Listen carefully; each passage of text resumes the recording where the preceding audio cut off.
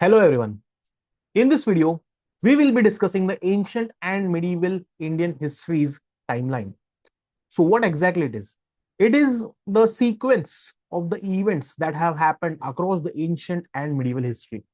So every year, if you are aware about, UPSC asks such questions like one or two questions every year in which they are expecting that the student should be aware about the timeline, the sequence, the chronology of the events, what have happened. So this video will be definitely helpful for you. I want you people to take a paper, take a pen, and then make the note out of each and every event, what has happened, right? So as it is, like we'll be discussing in this video, we'll be seeing over each and every events. Now, what you should do is, let's say, for example, this is a paper. Okay. What you people should do, the first event, just note it down here. There will be some characteristics which I will be discussing about that particular event, that particular period. There are a few features also. So you can note it down just below. Then you can mark an arrow in this manner. Then we will move to the next event. We'll discuss about it as well, right? Then we'll move towards the third event and we'll discuss about the features of that event as well. So basically, I want you people to make a kind of a flow chart which discusses largely a broad timeline, a broad sequence of the events, as well as the few important features of that event. Okay, so let's start. This video is about ancient and medieval Indian history timeline. My name is Rohan Dilip Salunke. I am the faculty for ancient, medieval, and art and culture at UPSCprep.com. So let's discuss the timeline. So the first period which we study about in ancient Indian history is the prehistoric age, right? So it is believed to be started somewhere around 2 million BC. BCE matlab kya hai? Before Common Era. Okay, it is also known as BC, that is before Christ. Okay, this prehistoric period lasts till 3000 BC. Again, many of the students usually have doubt that is this timeline important? Is this time period like 3000 BC, 2 million BC is important for ancient and medieval? So guys, see, the dates, the years are not that important. UPSC is not asking you the questions about the years specifically, but yes, the chronology is important. Okay, so the prehistoric period is again divided into few different subcategories. So the first period is again Paleolithic age. Paleolithic age, which is again nothing but the old Stone Age. So if you see, paleo means old, lithic means Stone Age. Okay, Stone Age. Paleolithic means old Stone Age. Here, the tools were made up of stone. Hunting and gathering, hunting and food gathering were the main occupations there.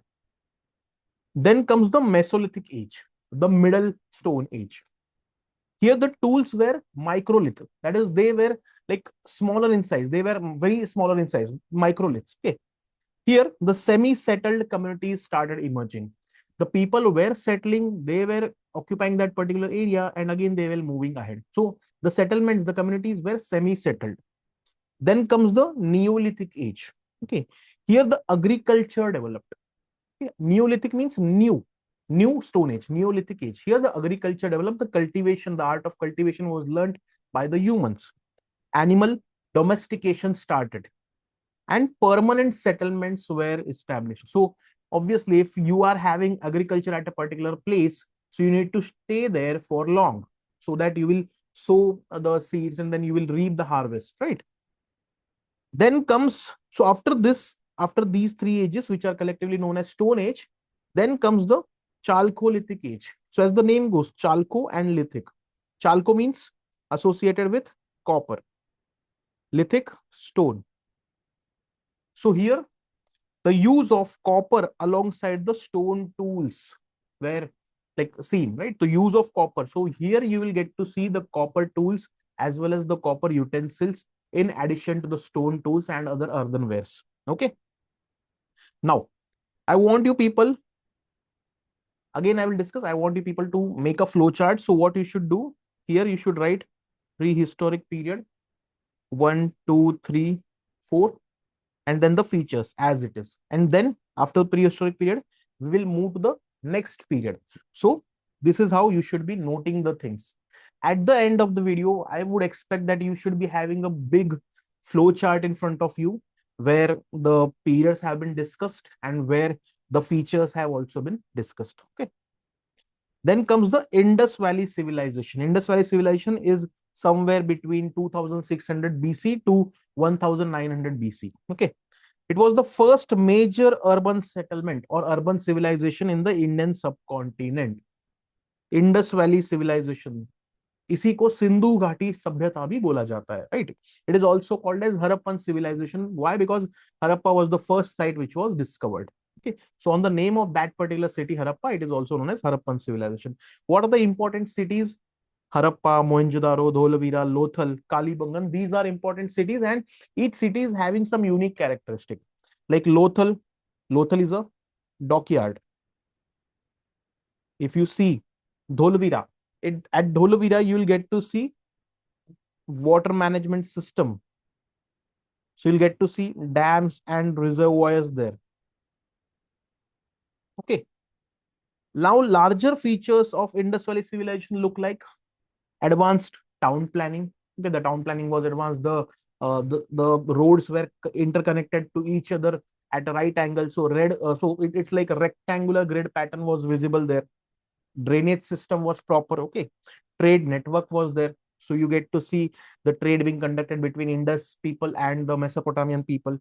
Seals were visible. Seals of different kinds were visible, right? Granaries were there. Granaries to stay, so to store the grains in large quantities, right? Then you will get to see different occupations were associated there, like earthenware making, copper. The people were there. Ironsmith were there. Sorry, the coppersmiths were there, right? Then you will get to see the people associated with toy making. Terracotta toys were there, right? Pottery was there.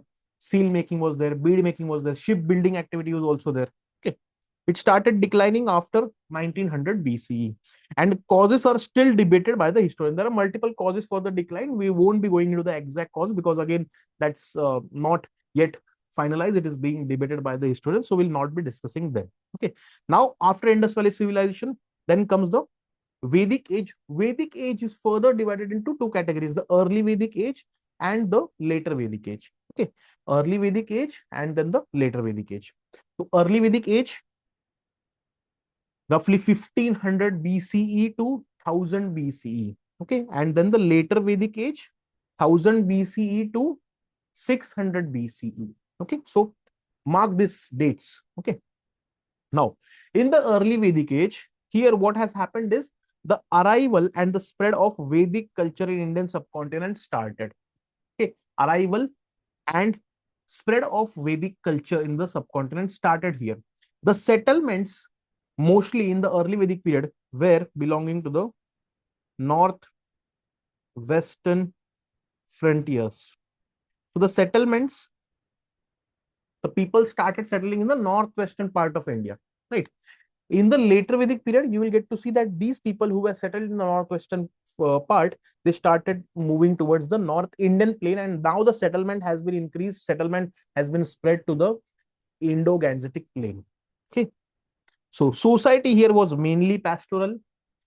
Cattle was central to the economy and prestige as well. Rig Veda was composed here. So as the name goes, Vedic age, why it is called as Vedic age? Because Vedas, the Vedic literature was composed, and Rig Ved was composed in the early Vedic period, and that is the reason it is also called as Rig Vedic period. Okay, it is the oldest known Vedic text. Tribal political units known as Jana started developing here with simple social structure. Okay.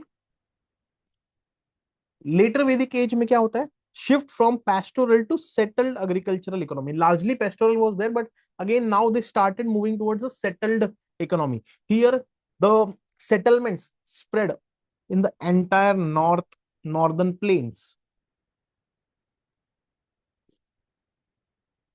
Indo-Gangetic plains. So here in this part, in the entire northern Indian part, you will get to see the settlement start, right? Introduction and widespread use of iron tools. Okay. So if I ask you, or let's say if UPSC asks you in the examination that iron was utilized during the period of Vedic age, so yes, that statement is correct. Iron tools were utilized during the period of Vedic age. Okay. So Iron Age and Vedic age largely runs parallel to each other. Why? Because in Vedic period, iron was used. Rise of Janpads started here. That is the territorial political units. They started strengthening. They started emerging powerful. More structured Varna system, which later on resulted into the hierarchy.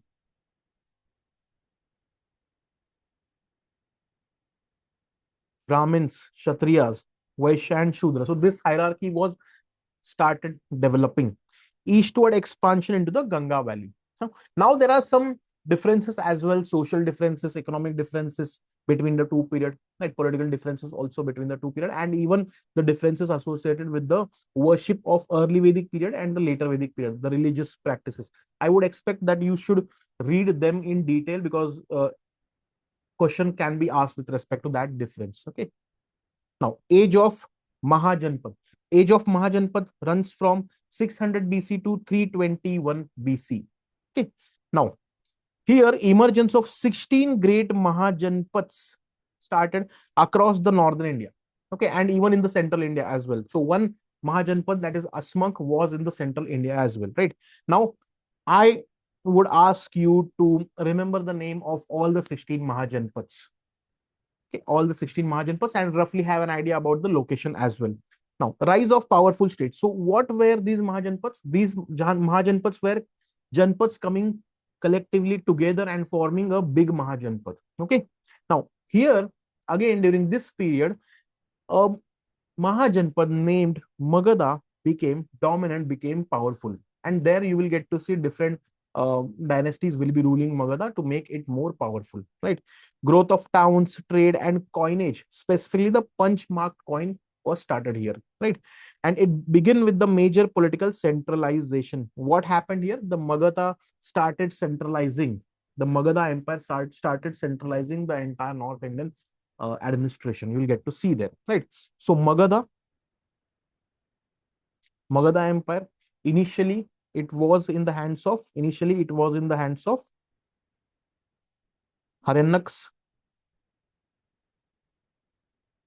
Harannakas, right? Then Shishunag dynasty, and then the third Nanda dynasty. Okay, so first is Harannakas, then is Shishunag dynasty, and then the third is Nanda dynasty. Fine. Again, in the 6th century BC, one more thing happened which you need to remember, that is the rise of Buddhism and Jainism. So the social reform movements in the name of Buddhism and Jainism emerged here. Mahavir, who was the leader, who was like bringing what you can say, the philosophy of Jainism in reality. And then Gautam Buddha, who is also known as the founder of Buddhism, right? So they were the two towering reformist figures. Response to ritualism. So they responded to the ritualism. They responded to the Brahminical excess, okay, which eventually resulted into the caste-based discrimination and also social inequalities. So they were against that. Emphasis was laid on ethics, non-violence, that is ahimsa, and renunciation practices. Okay, and strong impact on Indian society, art, architecture, and politics. You will get to see Buddhism and Jainism has, like it have, what you can say, it have impacted Indian society to a large extent, art, architecture, and politics also, right? So regarding Buddhism and Jainism, it is an important topic. It is an important thematic topic. You should read in detail about Buddhism and Jainism. Almost every year you will get to see a question on it. Okay. Now, parallelly, what started was the invasion in India. This began in the 6th century and it went till the 4th century BC. So northwestern India came under the Achaemenid Persian influence. Northwestern India and the region beyond it came under the influence of the Achaemenid Persian influence, right? Alexander the Great also invaded in 326 BC. So Alexander, he defeated the Achaemenid rulers, and Alexander, again coming from the Greece, so he was bringing him with him the Greek influence as well, right? So Alexander the Great invaded in India in 326 BC, and this invasion opened important channels of cultural and political contact with the West. Now, West here we see specifically European region. Okay, this influenced art, coinage, administrative practices as well, and that is the reason you will get to see that the Gandhara school of art is also having Greek influence with respect to the Buddhist art. Okay, then comes the Mauryan period, Mauryan Empire, from 321 BC to 185 BC. Right, it was founded by Chandragupta Maurya with Kautilya's Arthashastra as a guide. So Kautilya, who has written Arthashastra, was the guide, was the guru of Chandragupta Maurya. Chandragupta Maurya defeated the last Nanda king Dhananand. And this is how Chandragupta Maurya will be establishing his own empire. He will be the founder of Mauryan Empire. Later on, Bindusara expanded, Chandragupta's son Bindusar. And after Bindusara, Ashok, son of Bindusar, he expanded the empire. He spread the concept of Dhamma. Right. So it was during the period of Ashoka when Buddhism was on its peak. It was a turning point in Indian history. It is one of the largest empire in Indian history from Kabul to Karnataka. It is believed that it stretched from Kabul to Karnataka. Okay. Then post-Mauryan period, right, from 200 BC to 300 CE. Now here you will get to see from 200 BC to 300 CE. Okay. 200 BC to 300 CE. That is before Common Era, BCE, and then Common Era. So here there will be a point 0, okay, which you can say either 0 BCE or 0 CE. It is considered to be 0. The European, it is based on the European timeline, right? So what is that 0 here? The 0 is the time at which the birth of Jesus Christ has happened. Right? So anything before that is called as before Christ, and anything after that, after this 0, is called as AD, Anno Domini, that is in the year of Lord. Okay, so this timeline, this calendar mechanism, this timeline mechanism has been framed from the European point of view, and that is the reason it is in this manner. Okay, fine. Post-Mauryan period. So after Mauryans, what happened in north? Shungas came to power. Pushyamitra Shunga was the founder of the Shunga dynasty. He defeated the last king of Mauryan Empire, right? Then Vasudev Kanva, who is the founder of Kanva dynasty, he defeated the last king of Shungas, right? And this is how the story goes on. Then Indo-Greeks will rule, Shakas, Parthians, and then Kushans will rule in the entire North India later on, right? Now, let's see, this is happening in the north. Now, what is happening in the Deccan? In Deccan, you will get to see, in Deccan, Satavahanas will be ruling. Satvahans will be ruling in the Deccan India. In the extreme south, CCP, that is Cholas, Cheras, and Pandyas will be ruling. Okay. They belong to the Sangam age. So we'll talk about it as well, right? So this is what has happened after the post-Mauryan period. Remember, okay? Growth of trade with Central Asia and Rome via Silk Road started. Okay. Rise of Buddhist art schools like Gandhara and Mathura school of art begin during this period. And Kanishk was the pivotal Kushan ruler. He also patronized Buddhism. So Buddhism also flourished during the period of Kanishk, during the period of Kushans. Okay. Satavahanas and the Sangam age. So Satavahanas and Sangam age, if you see the time period, 200 BC to 300 CE, right? 200 BC to 300 CE. तो वही time period है. In the post-Mauryan period, right? The post-Mauryan time period. Post-Mauryan north में क्या चल रहा था हम लोगों ने देखा. Deccan में क्या है? Satavahanas are there. Okay, in Deccan. In the extreme south, Sangam people, Sangam rulers like Cholas, Cheras, and Pandyas are ruling, right? So Satavahanas were dominant power in the Deccan region. Satavahanas, if you see, there are different kings associated with Satavahanas. King Shri Satkarni, right? King Hala, Gautami Putra Satkarni, Yadnashi Satkarni, से बहुत सारे powerful kings हो गए हैं, right? At the same time, in the extreme south, Sangam age में you will get to see Cheras, Cholas, and Pandan kings will be flourishing, right? They will be having a flourishing trade, rich literary output, because again, Sangam period is associated with Sangam poetry, Sangam literature, right? And the vibrant regional cultures. Important ports, maritime trade activity with Rome and Southeast Asia also was conducted during this period. Okay, so focus on the timeline as of now, right? Then comes Gupta age, the golden age, that is 300 CE to 550 CE. Okay, now it is often called as the classical age, or it is often called as the golden age in ancient Indian history. Okay, golden age, classical age. It is a period at which the ancient Indian civilization was at its zenith.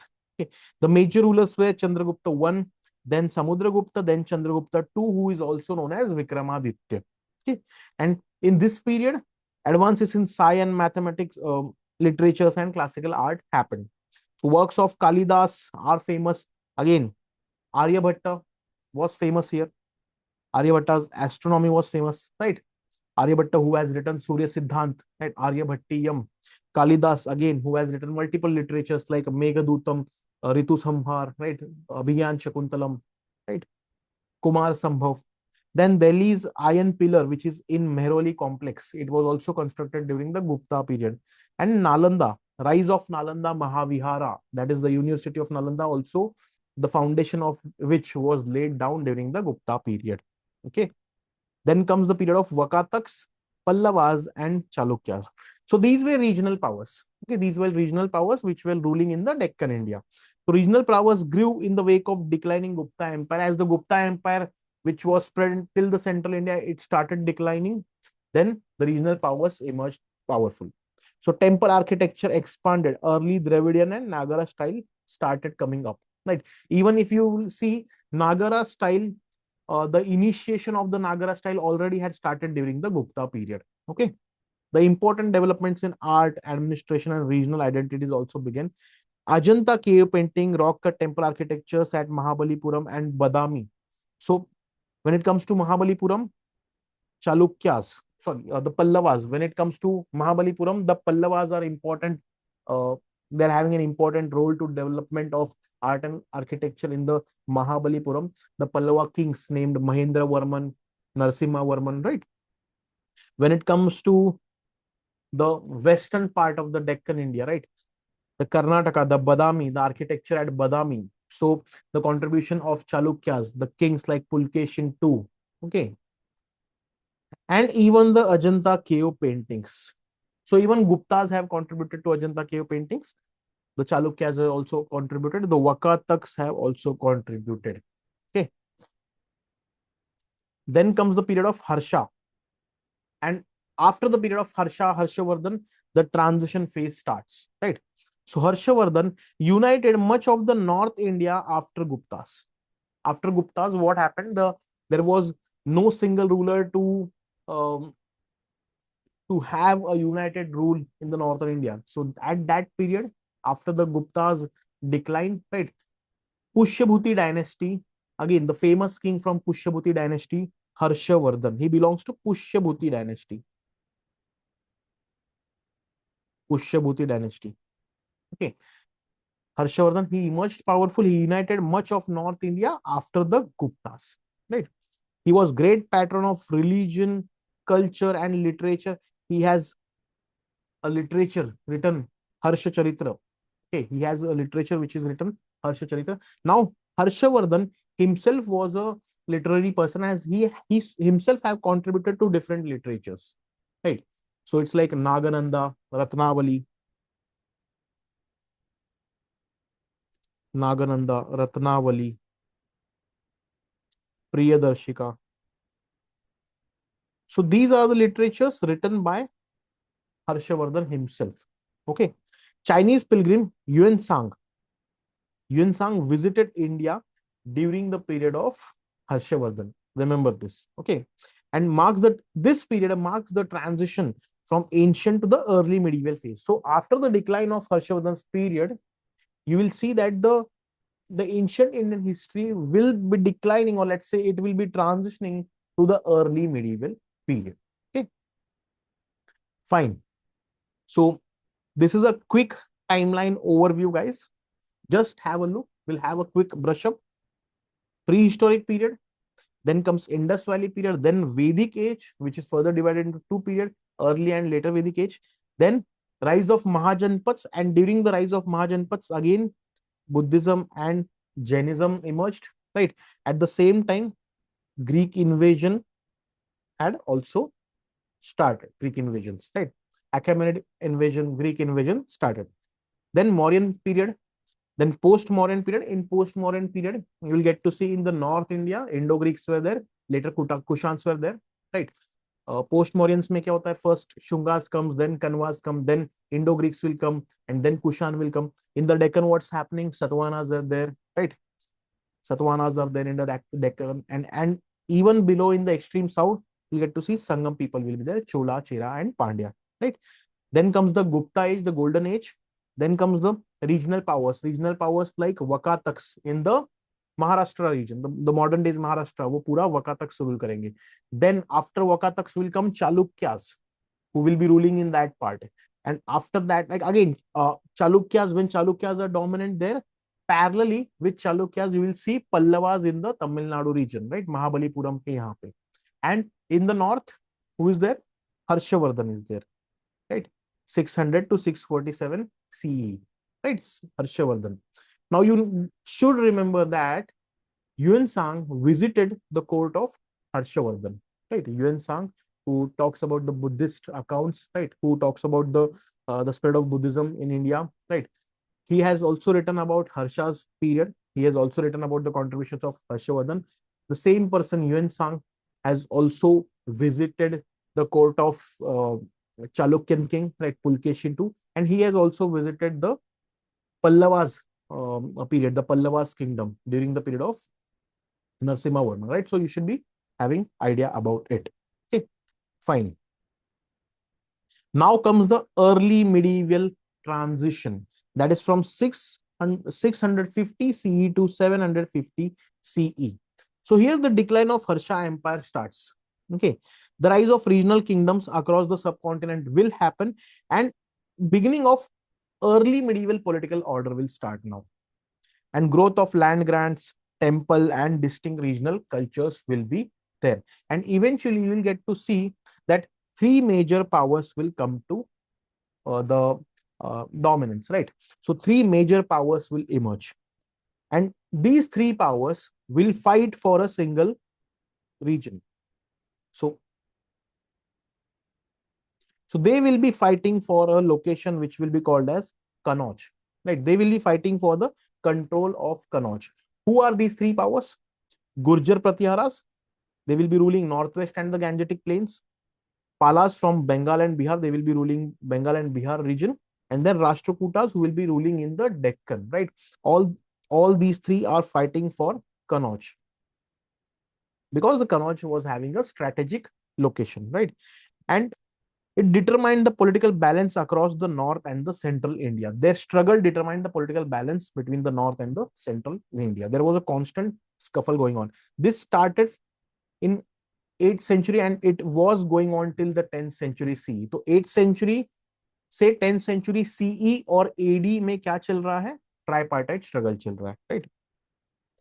Early medieval South India. So what's going on in South? When the three powers are fighting for Kannauj in the north, what's going on in South? Parallelly, what's going on in South? Let's see. Rise of major regional powers in Deccan and Peninsula. So we have seen Pallavas, Tamil Nadu, Andhra Coast में चल रहे थे.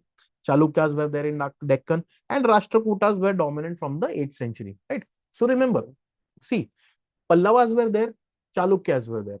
After the decline of Chalukyas, Rashtrakutas came to the power, right? When Rashtrakutas came, there was no one, like Chalukyas were not there, Pallavas were also not there. Okay, so understand this dynamics. Now here, flowering of Dravidian style of temple architecture started, right? So it's basically Dravidian style of temple architecture was emerging, right? Expansion of maritime trade and regional state formation started. Okay. Chola Empire.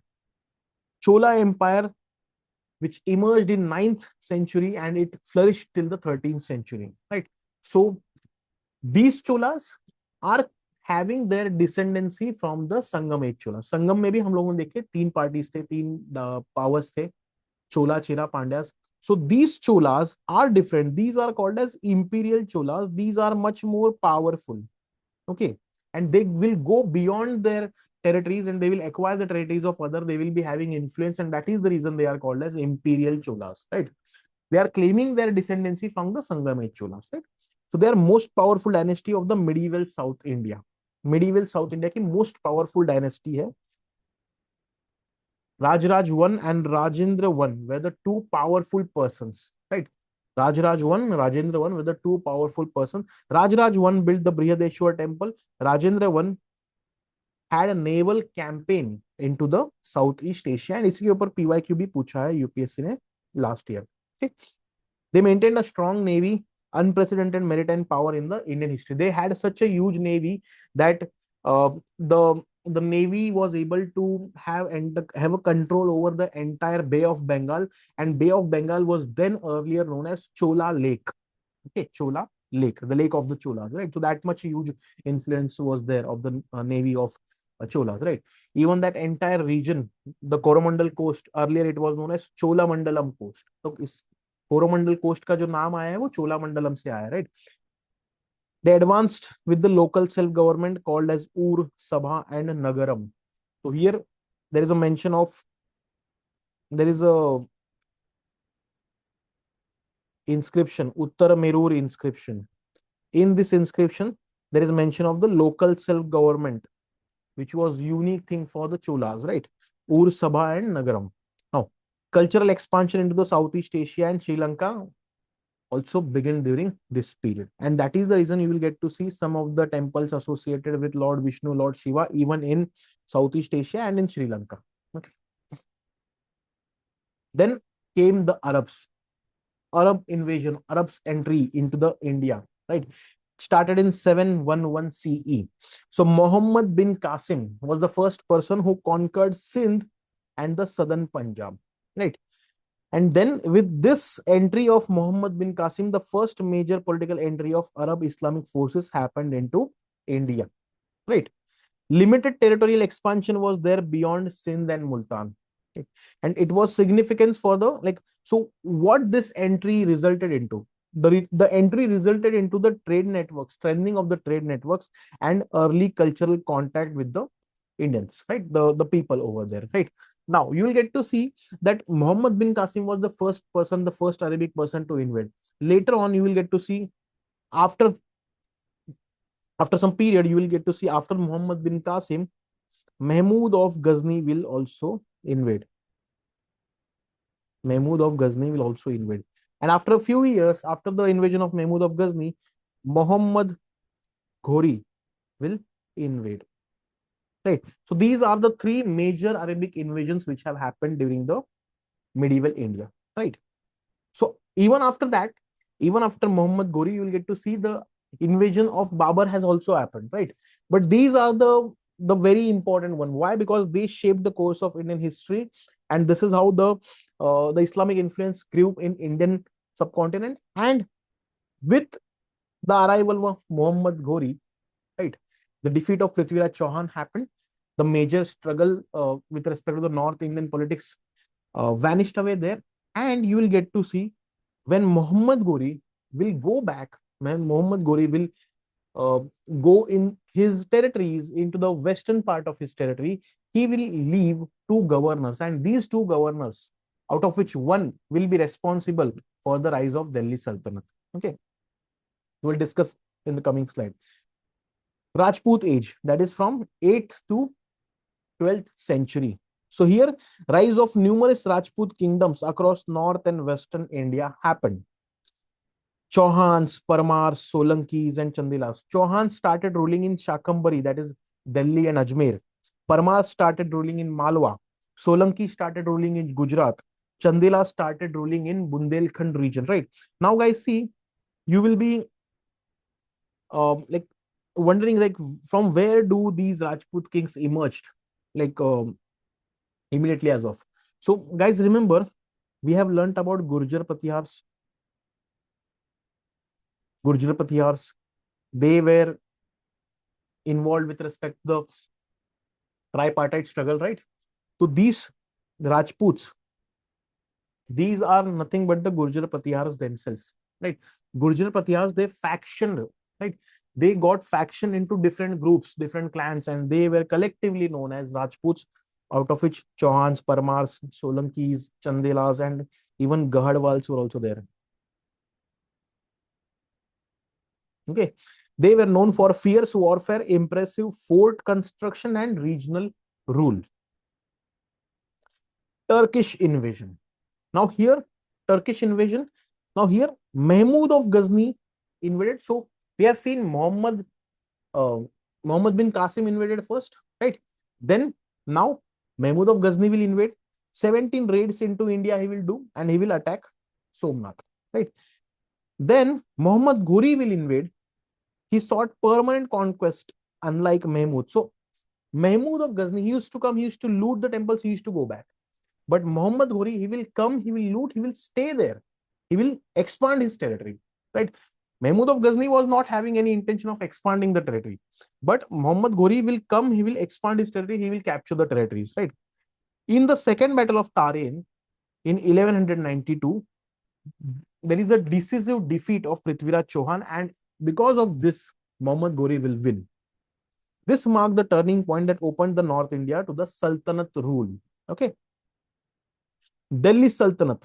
So how did the foundation established?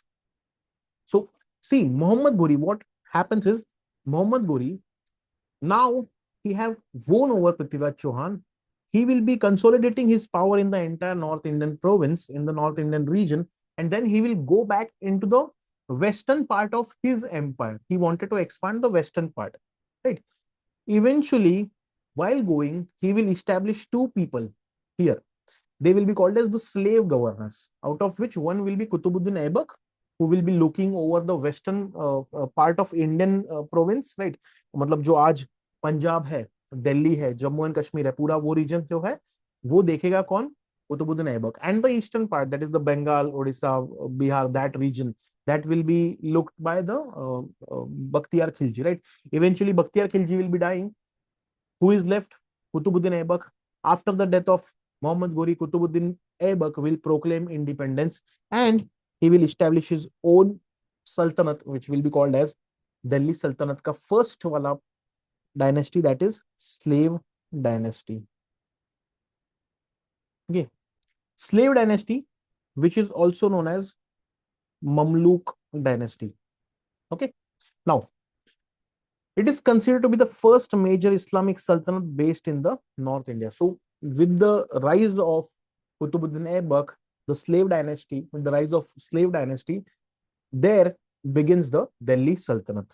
It marked the start of over 3 centuries of Sultanate rule. And Qutbuddin Aibak started the construction of Qutub Minar, which was later on completed during the period of Iltutmish, right? Entering the symbol of new power. Right? Qutub Minar, tell me in the chat section, the word Qutub in Qutub Minar is associated with whom? It is associated with whom? Let me tell you, it is not associated with Qutbuddin Aibak. Okay? Fine. So, the Mamluk dynasty or the slave dynasty, that is the first dynasty of Delhi Sultanate. This is the time period, 1206 to 1290. Okay, 1219, right? So, Qutbuddin Aibak was the founder. Iltutmish was the next king to rule. He consolidated Sultanate power and received the Caliphal recognition, right? Caliphal recognition मतलब खलीफा जो है, caliph जो थे उन्होंने उसको recognize किया. Then Razia Sultana came. She was the first woman ruler of Delhi. Then came the Balban, who introduced multiple practices like sajda, the practice of sajda, the practice of paibos, the event of the celebration of Nowruz, right? So that is also like again was contribution of Balban. He had iron-fisted rule, means very cruel, very to the point rule, you can say here. Elevated monarchy's prestige, right? Delhi emerged as the foremost political center of the North India during this period. Okay. Then came the Khilji dynasty, or it is also called as Khalji dynasty. Khalji, or you can simply refer to it as Khilji as well. Okay, both are accepted. So the first ruler was Jalaluddin Khilji, who was the founder. He was elderly person and relatively mild. That is, he was a benevolent king. He was a generous king, right? He was not that strict. But his son-in-law Alauddin Khilji was the powerful king. He was merciless. He was most powerful. He was military genius and reformer, right? Massive expansion into the Deccan and South India happened during the period of Alauddin Khilji. You will get to see that Alauddin Khilji along with his military general Malik Kafur will be responsible for the destruction of Yadavas in Deccan, Yadavas, Kakatiyas, and Hoysalas as well. And after defeating them, he will be acquiring the territories in Deccan and South India, right? During his period, market control reforms were there, price was regulated, right? Supply chain management, again, supply management was supreme during his period. He repeated Mongol invasions successfully. And it was during his period that even Mongols have directly reached into the city of Delhi as well, right? So Delhi tak bhi aa gaye the Alauddin Khilji ke time mein, but yes, he was successfully able to repeal the Mongol invasion. So Khalji dynasty 1290 से लेके 1320 CE तक. Okay. Then comes Tughlaq dynasty.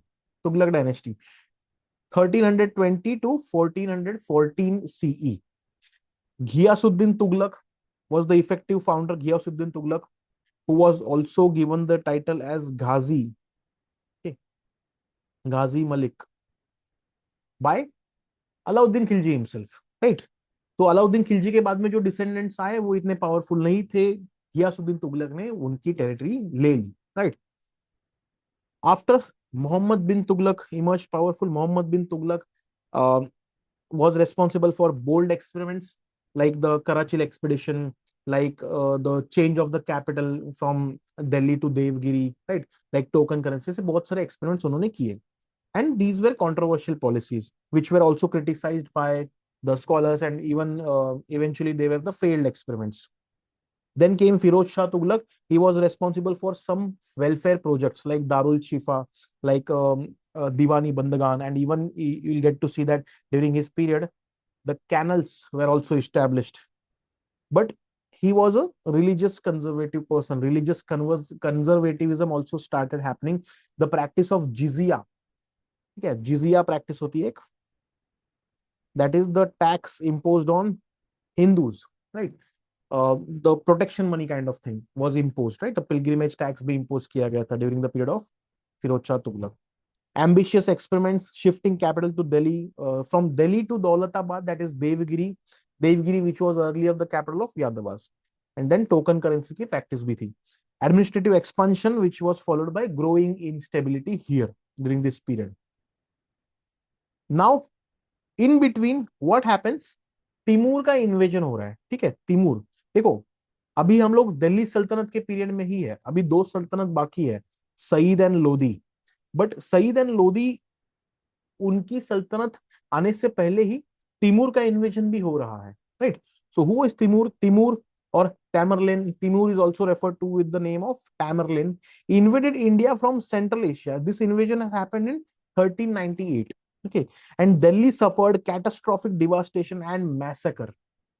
Sultanate never fully recovered and the power fragmented further. Timur का invasion जब होता है तो सल्तनत कहीं ना कहीं डगमगा जाती है, right? It paved the way for the eventual entry of the Mughals after a century, right? तो दैट इज इंपॉर्टेंट. तिमूर आया, यहां से लूट के चला गया, दिल्ली सल्तनत को तोड़ के चला गया. That's all, right? Now Delhi Sultanate is still going on, right? Sayyid dynasty. Weak rulers, nominal hold over Delhi. And since they were weak, that is the reason you will get to see the Timur invasion has also happened, right? Then comes the Lodi dynasty. Now, Lodi dynasty, देखो, Lodi dynasty कौन थे? Afghans थे. Lodis were Afghans.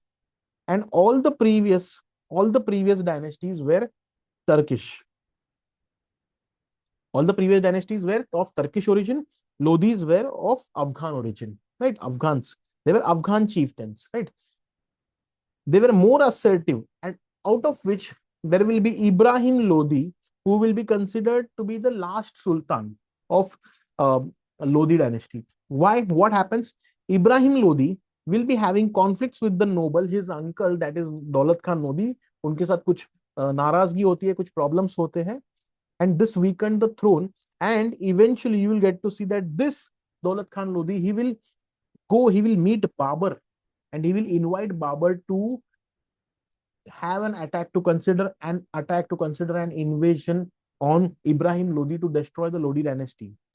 Eventually, Babur will come. Babur will defeat Ibrahim Lodi, but दौलत खान लोधी जो थे, जो expect करके बैठे थे कि उसके बाद में मुझे मिलेगा पावर, ऐसा होता नहीं है. Despite that, like what will happen? Babur will come, right? Babur will invade, and then Babur will establish his own empire, and this is how the start of the Mughal Empire will happen, right? Final phase of the Delhi Sultanate before the Mughal conquest happens. So Lodhis के बाद में, Ibrahim Lodi के बाद में Mughal, that is Babur, will be the next emperor, and here Delhi Sultanate ends and the new epoch Mughal Empire starts. Okay. At the same time, you should also remember a few regional kingdoms in the medieval India, right?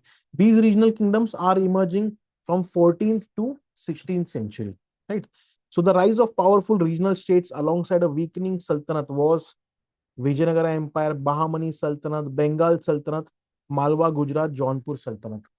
Okay, so Vijayanagara कहाँ पे था? South India में. Bahmanis were in Deccan, Bengal east, Malwa, Gujarat, and Jaunpur from north and east, right?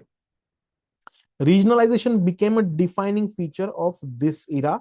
Why? Because now, during this period, as you have seen, after the period of Alauddin Khilji, now there is no powerful hold in the Deccan and in the South India, and even in the Western. उसके बाद में जो सईद्स आए, they were not that powerful.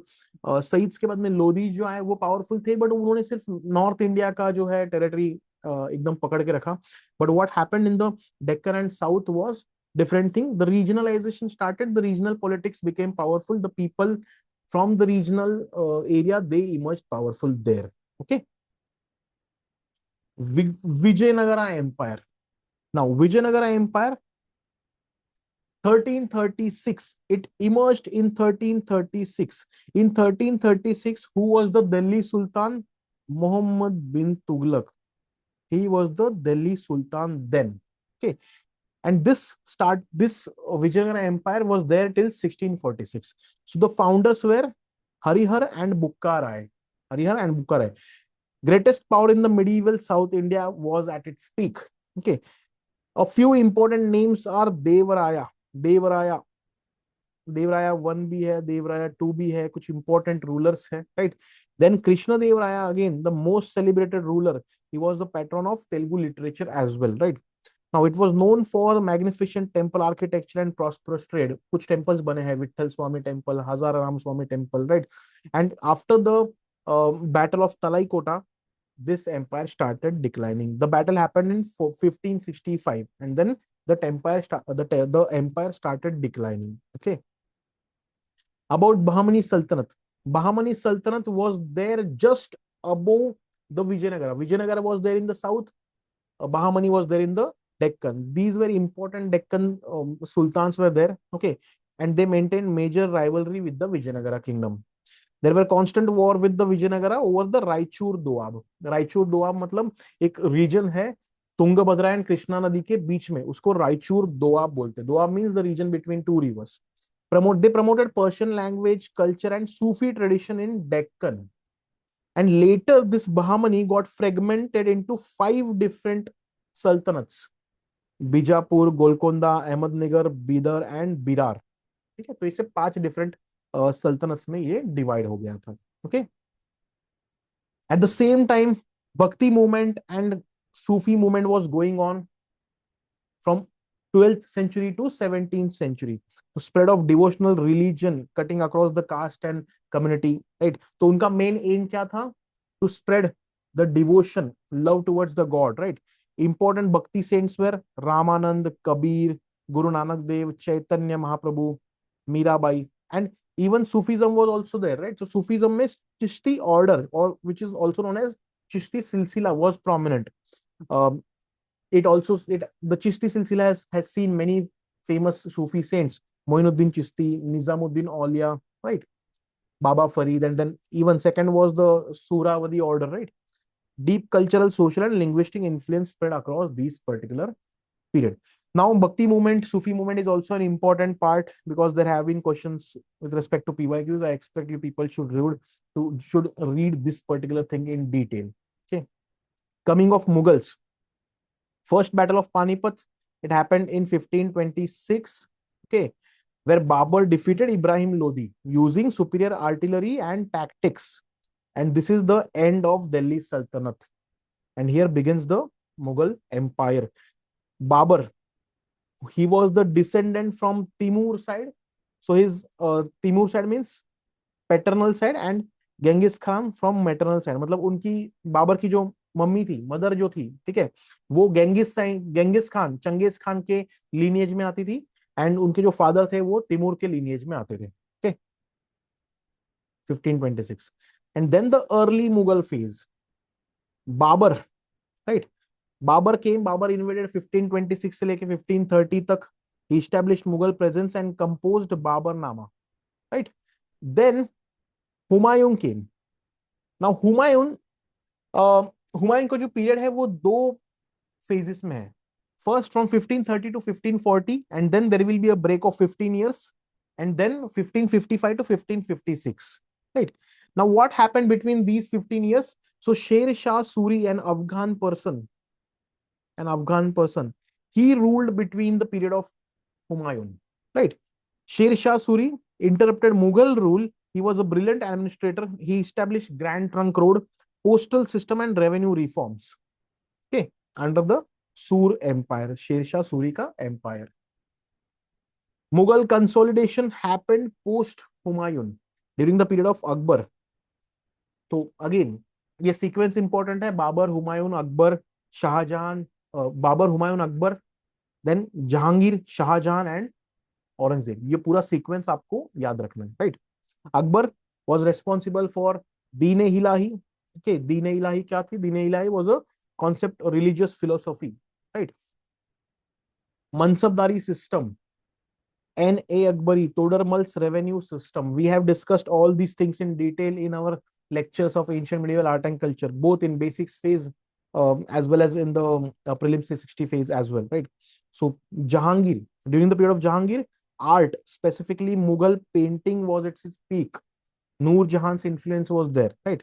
Shah Jahan, he constructed Taj Mahal, Red Fort, and this was the period when the Mughal architecture was at its peak, right? Then Aurangzeb, during the period of Aurangzeb, greatest territorial extent has started, and religious policies caused tensions with Marathas, tensions with Sikhs, Jats, as well as Bundelas, right? And peak Mughal political, administrative, and cultural power started during this period. I advise you people to read the administrative part, economy part, society part of this particular period of Mughals. Okay, it is very important. Okay. And then at last, the decline of Mughal power started after the death of Aurangzeb. It triggered rapid fragmentation. There was rise of powerful regional successors like Marathas, Sikhs, Jats, and in Awadh, Bengal, and Hyderabad, the different Nawabs emerged powerful, right? Beginning of the tradition towards the modern period, and European dominance started. Let me tell you guys, during the period of Jahangir, the Britishers, they were successful in establishing their factory at Surat. Okay, Sir Thomas Roe, right? So, आपको पता है वो, right? Now, let's quickly go through the quick timeline overview of the medieval Indian history, right? So, early medieval period, 650 to 750, it was a transition phase, right? Then started the tripartite struggle between the three parties, Rashtrakutas, Gurjar Patiaras, and Palas. Then in South India, We have discussed about the things what were going on in the South India. Again, the Pallavas were there, right? The Chalukyas were there, and eventually the Rashtrakutas will also be emerging powerful, right?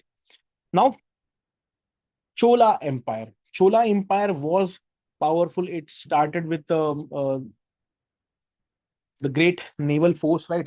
Rajaraja one was there, Rajendra one was also there. Then Arab entry happens. Rajput age is also there, right? Eventually, Turkish invasion happens, right? Then Turkish invasion under the leadership of Mahmud of Ghazni and Muhammad Ghori. Later on, Qutbuddin Aibak will establish his dynasty, Delhi Sultanate, Mamluk dynasty, right? तो उसमें अलग अलग कौन से थे? First was slave dynasty,